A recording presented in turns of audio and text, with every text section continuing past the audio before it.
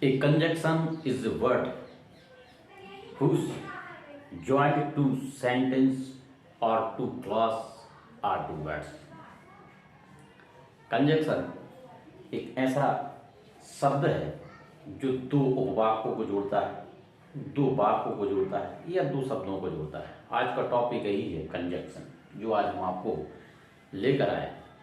तो वीडियो को वॉच करते करते आप मेरे channel Dinesh Tiwari T sir को सब्सक्राइब कर मुझे मोटिवेट करें, मेरी हेल्प करें और मैं इसी प्रकार से ग्रामर रिलेटेड वीडियो आपके लिए लेकर आता रहता हूँ।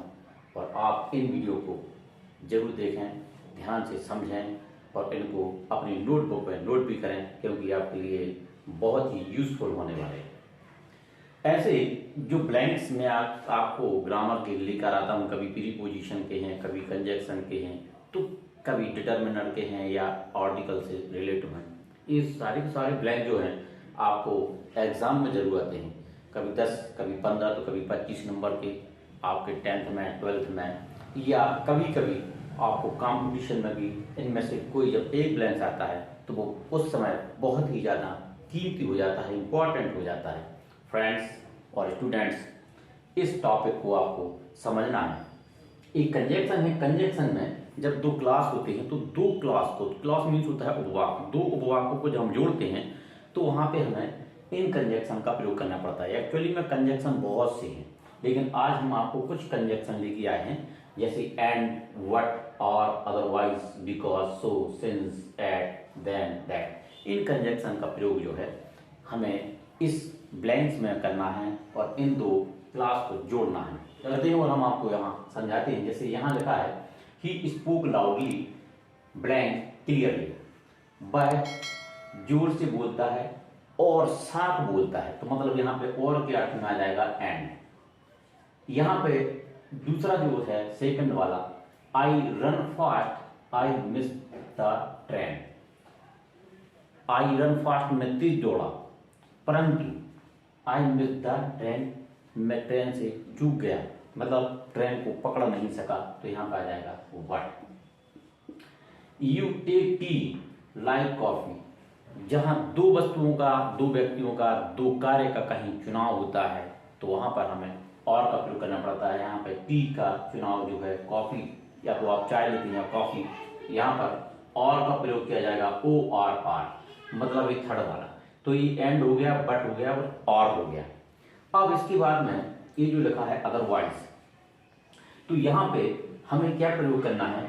जैसे यहाँ लिखा है अदरवाइज, 4 नंबर का है you work hard you will fail. यहाँ पर ये कहा गया है कठोर परिश्रम करो अन्यथा फेल हो जाओगे, तो अन्यथा के अर्थ में जो है यहाँ पर प्रयोग किया जाएगा अदरवाइज का।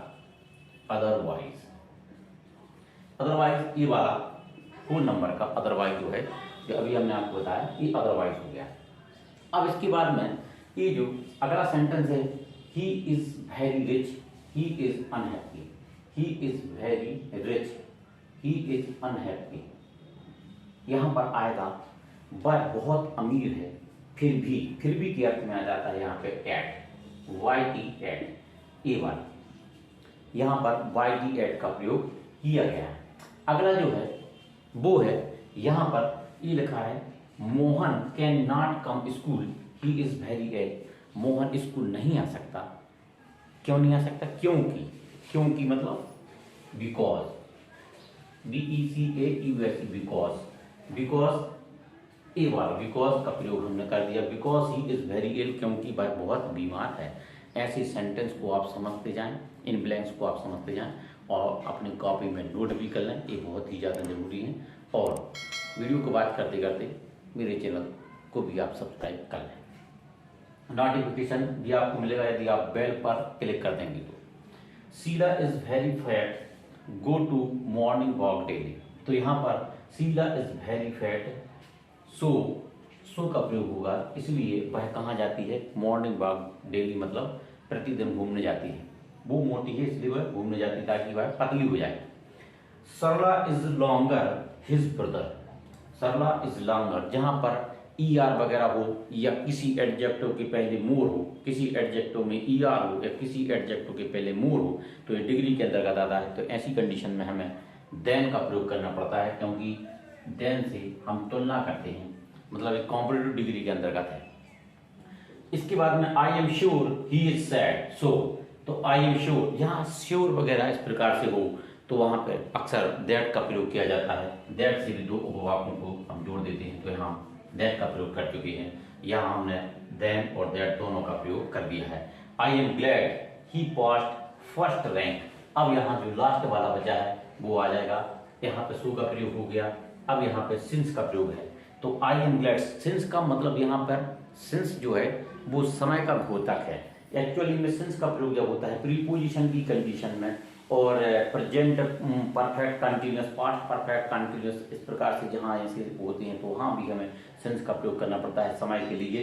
लेकिन यहाँ जो है सिंस का प्रयोग होगा क्योंकि के अर्थ में, तो यहाँ पे I am glad he part first rank, तो यहाँ पे प्रयोग हो जाएगा सिंस का। और इस प्रकार से ये जो है कंजक्शन से हमने ब्लैंक्स भर दिए हैं। आप इनको नोट कर लेंगे और वीडियो को भी आप बहुत अच्छे तरीके से आपने इसको देखा होगा, समझा होगा। तो फिर से रिक्वेस्ट है कि मेरे चैनल दिनेश तिवारी के सर को सब्सक्राइब कर मेरी हेल्प करें और अगले वीडियो का फिर इंतजार करें। Thank you for watch my video.